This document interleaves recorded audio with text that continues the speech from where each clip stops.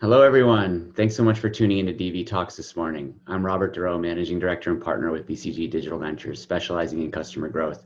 I'm very excited to have a special guest with us today, Christian Selchau-Hansen, CEO and co-founder of Formation and former DV alum. Christian actually interviewed me many moons ago. For those of you who are not familiar, Formation empowers companies to achieve true one-to-one personalization at enterprise scale using AI and machine learning. Formation recently released a report on brand loyalty and the increasing need for hyper-individualization, which is the topic of our conversation today. I read the report last night and I found a ton of actionable insights, but would love Christian to walk us through a bit about the report and a few of his key findings. Christian? Well, thanks for having me, and really looking forward to the rest of the discussion. The study we just did covered about 2,000 consumers across the U.S. With a range of demographics from 18 through 65 plus, across gender, career, and what we found, which was fascinating, is that at the end of the day, when consumers are engaging with brands and products and services they enjoy, that they truly appreciate being more known by those brands. That in order to engage a consumer, particularly in today's environment, you need to be able to speak to them, more at an individual level and make both your communications, your offers more personal in order to break through the noise. How did that translate into strategy and planning around the brands? And so there was actually a couple of insights that I found particularly interesting. One was around how you can do brand damage with poor personalization as much as you can with really strong and accurate. So just curious on kind of how that's translating into brands and what they're doing in regards to strategy and planning. Yeah, it's a great point. Personalization done well definitely creates more engagement. But personalization done poorly distances you from your consumer, or from your customer. The reason is that customers are really looking for brands that understand what they need and what they value. And that relevance really drives engagement. 77% of respondents told us that across various touch points, of various kind of retail interactions, that most are personalized today. And when we say personalized, what we mean is anything from macro segmentation, which can include simple tactics like including a person's name in an email, to micro segmentation, which can start to take into account more aspects of how they engage with a particular brand or product or service, all the way to actually one-to-one, to individualization, where you deeply understand more about that customer. So while 70% of respondents told us that their interactions are more personal or personalized in some way, only 20% of consumers surveyed feel they receive marketing emails that feature content relevant to their specific lifestyle, interests, attitudes, or even past purchases. What this means is that when you include someone's name in an email, but then the rest of the email isn't relevant to them at all, you take that chance to disconnect kind of the experience that you're hoping for. And it shows and demonstrates to the consumer or to your customer that you really don't understand them. My favorite of the email name insert is when it doesn't populate properly and it just says name. Maybe that's a 15-year-old problem, but I remember that being quite common. Yeah, and it's interesting that when we also surveyed these customers, what they indicated was a lot of their most loyal interactions are happening with brands that frequently or super frequently, again, personalize the experience. And this makes a lot of sense. When you think about Netflix or Amazon or Stitch Fix or Google or Instagram, all of those products make an incredible amount of effort to personalize that experience. Much of the experience that you see on a Netflix webpage or an Instagram or an Amazon is made just for you. It has products that you've liked. It has products that you've looked for. It has other recommendations of things you might enjoy. And what this helps to connect the consumers to things that are relevant, most relevant for them. And doing that in kind of the sea of content really helps drive that personal loyalty. Yep, absolutely. Switching gears a little bit to, something that's near and dear to my heart, having run marketing teams and loyalty teams. Does this mean that folks are, should be building internal teams or larger teams, looking for help within loyalty and marketing, I guess, as it comes to the operating model? And then also, like, I think we're seeing a little bit of a dynamic here on the paid media side, albeit you're seeing more inventory, but, CPMs, new customer acquisition costs are always very volatile. And so, looking at the existing customer is always super important. What are your thoughts around kind of building a loyalty team, building a marketing team? Does that become even more important now? Absolutely. And in order to differentiate your brand, having that capability to reach that customer, to make that interaction personal and relevant and valuable, that is core. It's core to that customer experience today. And for the brands who get it right, they are going to see a dramatic shift in the overall kind of revenue and their share of the industry versus those who don't. What that means is if you don't have that capability today, it is critical that you build it out. Now, there are a number of ways you can do that. You can certainly, look for expertise and hire it in directly. You can bolster your team with outside experts and look for training, look for strategy, and look for other kind of operational assistance while you train and grow and scale your internal teams or organizational capabilities. Thirdly, you can outsource. And you can look for, again, partners who can help you scale your capabilities. And we've seen examples through our work of all three different kinds of archetypes. And the most important thing is actually just to get started.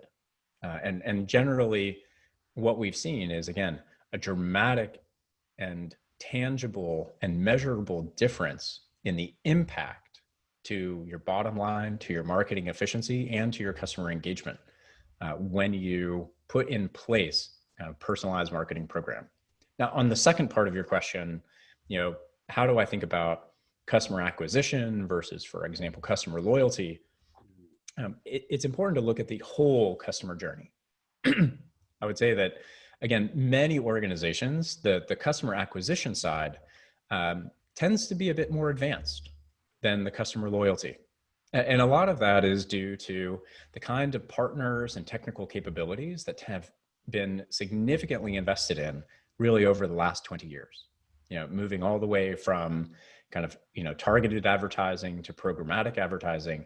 And it's really critical that you invest significantly in the customer acquisition side, and that, again, you can acquire customers who ultimately will become loyal customers.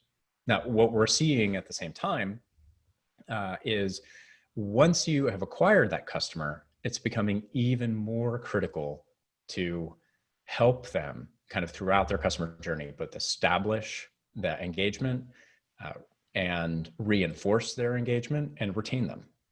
Because customer acquisition is getting more and more expensive. And given what's happening with privacy across the industry, it's likely to become even more expensive as a lot of that industry, I think, consolidates even further. And what that means is if you have not invested significantly in that customer loyalty and customer engagement side of marketing, it's an area of significant opportunity. So I get it on the people side, makes total sense.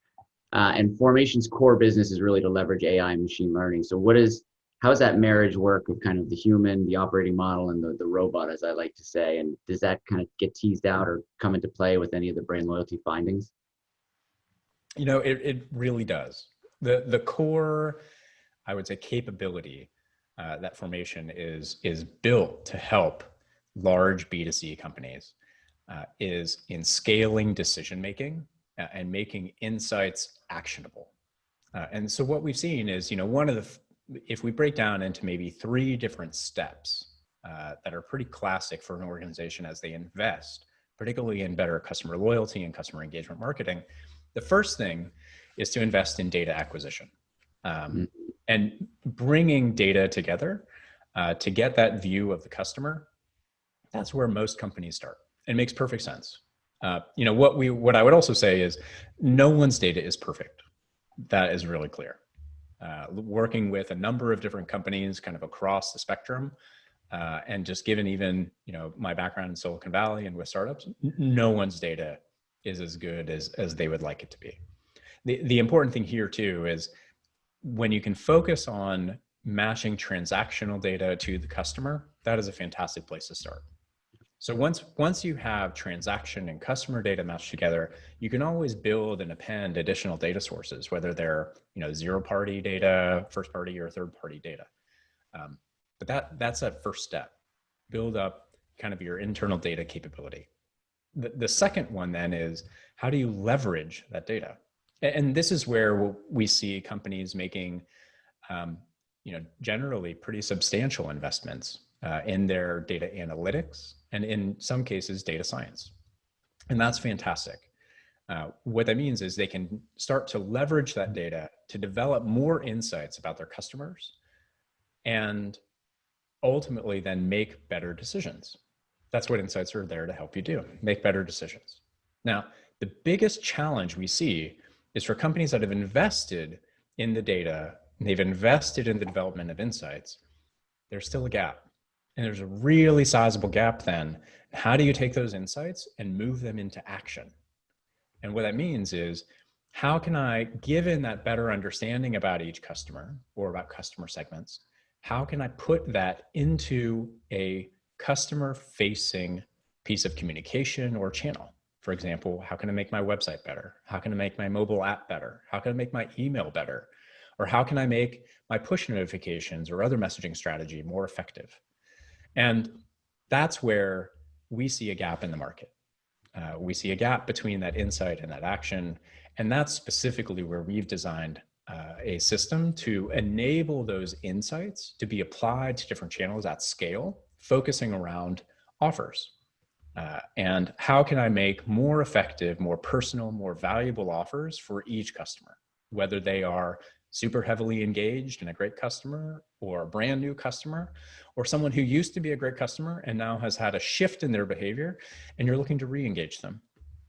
And that span of capabilities going from data to insight to action is really important. And it doesn't need to be sequential. But the important thing is that without that whole chain, it's really hard to ultimately drive the kind of value for the investments. I think that's a really critical point. I do a lot with LTV, and I always say, I want to get my LTV analysis done at the most addressable, statistically significant segment as possible. And what that means is show me value that I can then correlate to something either top of funnel, like a keyword, or a targeting segment on Facebook, or a retargeting campaign, or an email. I think what happens a lot is, business insights will be somewhat theoretical, or there'll be personas, cultivated, and then it's really hard to find those unique personas in the market. So it's always important to make that data addressable. I think that's a really, really critical insight. Cool. Okay. I mean, we're kind of cranking along here. Is there anything else, Christian, that you would like to talk about or just rip on, and then maybe we'll take a question or two? Yeah. One thing I think we've often heard, and this is called out in this study as well, is the word personalization is pretty misunderstood. And Rob, we've talked about this in the past. Mm-hmm. You ask marketing teams and marketing leaders, do they personalize their marketing programs? And the answer is inevitably yes, absolutely. Now, what's interesting is when you get more into the how and what do you personalize, that's where we see some pretty dramatic differences. And so this is really called out in this research that, not all personalization is created equal. The idea of having the name in the email, that's not driving a particularly high amount of value for the customer. It's also not that, effective to have just simple segmentation and say that, hey, we do personalization. Each customer falls within a particular segment. We have 5 segments, and therefore, if we look across our customer base, everyone is getting something that's slightly more personal to them. The reality is that the major ways that customers in the US are engaging with particularly much more sophisticated brands and products and services, they're getting far more personal than a segment. They're getting far more personal than a micro segment. They're getting down to the individual level. And so what we see is in the data that customers across the US recognize these different levels of personalization. And we like to call them level 1, 2, and 3. Level 1 is just very basic, including things like a name. Level 2 is starting to get a little more sophisticated and understanding a little more about what the customer perhaps, kind of a category level or some basic attributes or propensities. And then 3 is the individual. And what the data is showing is that the individual level, that's becoming really critical to break through the noise. It's all about relevance, and you have to maximize relevance. Now, that's kind of one dimension of where we see personalization and driving toward more effective customer engagement being important. The second dimension is, what are you personalizing? And here again, just personalizing email is something that customers by itself, they don't particularly value. And it's easy to understand, as generally a consumer in the US, you receive hundreds of emails every single day from brands. So much so, that Google has filtered them all into one place and taken them out of your inbox because so many people were just being overwhelmed.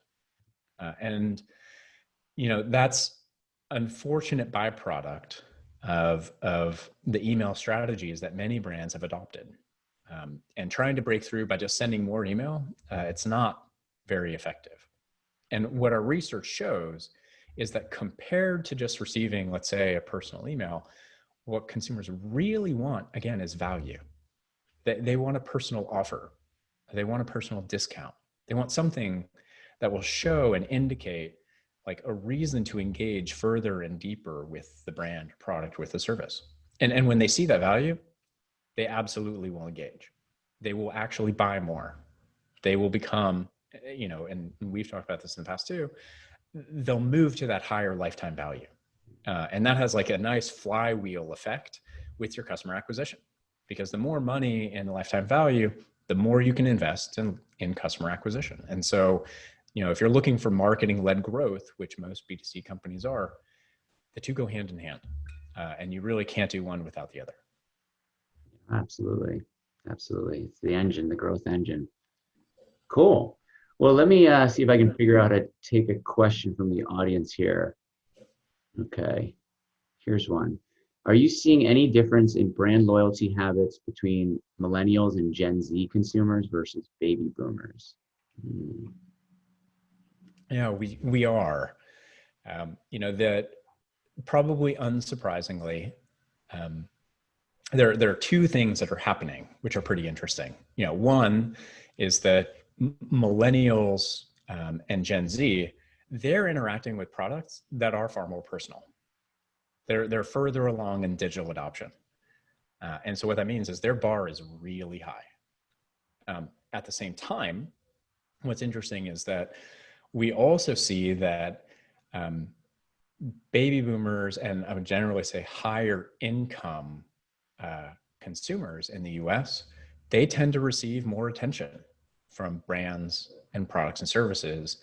And that attention is generally more relevant, more valuable content and offers.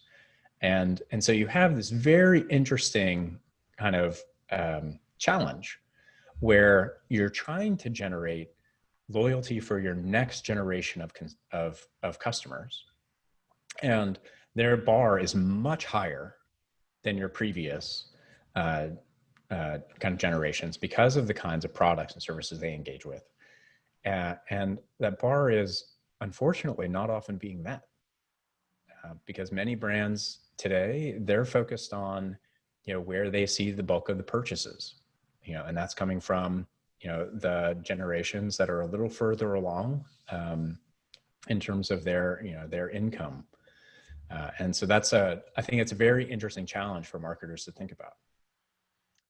Yeah, I to kind of build on that, or just from looking at the report last night, there was a few kind of segments, or I should say clusters, that jumped out to me. One was the HHI, so household income.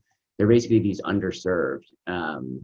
And then what was the other one? The other one was the less frequent shoppers. And so I kind of liked this notion of this long tail and how you can use AI, machine learning to really personalize the long tail. When I think about the higher HHI and how they felt that they were getting a really personalized experience, I was almost wondering like how much of that is high touch, how much of that is manual intervention, and how do you bring that same level of personalization to the long tail? So I thought that was really interesting. Yeah.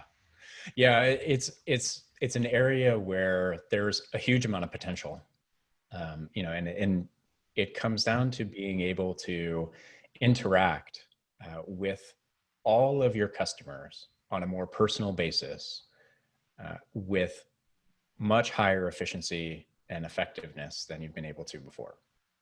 And what we've seen be very effective is, the combination of AI and machine learning to increase the decision-making capability and be able to make more decisions more efficiently, and then automation on the other side, being able to absorb all of the like great insights from that decision-making and apply it very effectively into, customer-facing communications and offers. Totally. Okay, cool. I think let's do one more question. I think we got a few more minutes here. Let's see here. What tips do you have for brands to achieve true individualization?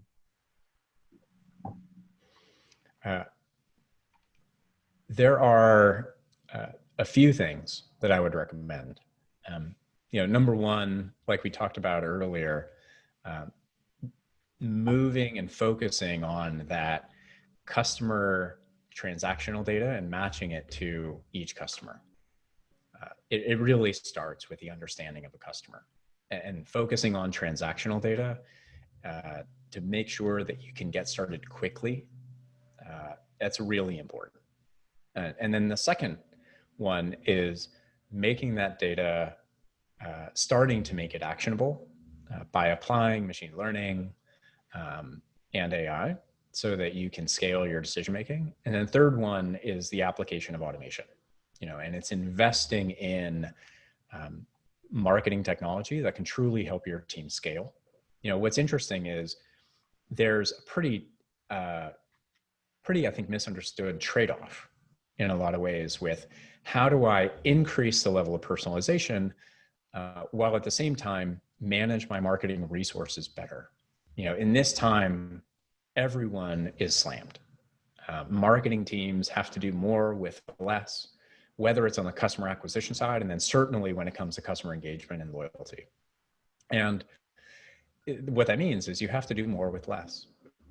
And when we talk with marketing leaders, they struggle in a lot of ways because the classic way that you could get more relevance in marketing was either you take more attempts, you send out more emails, you send out more ads, and you're hoping that one sticks, or you increase your segmentation. And every segment that you do is effort for your team. And so the two kind of go hand in hand, where you're trying to increase relevance, but at the same time, it's requiring more and more and more resources.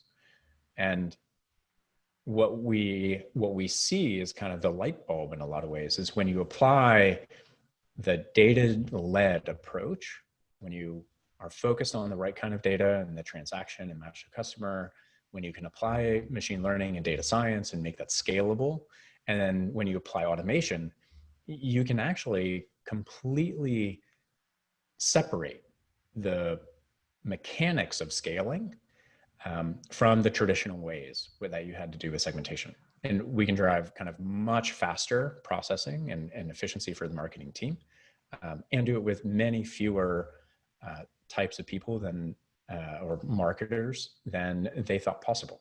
And it's a way to use your existing team much more effectively, and really give them the benefit of, kind of bionic powers, scale their decision making and scale their effectiveness.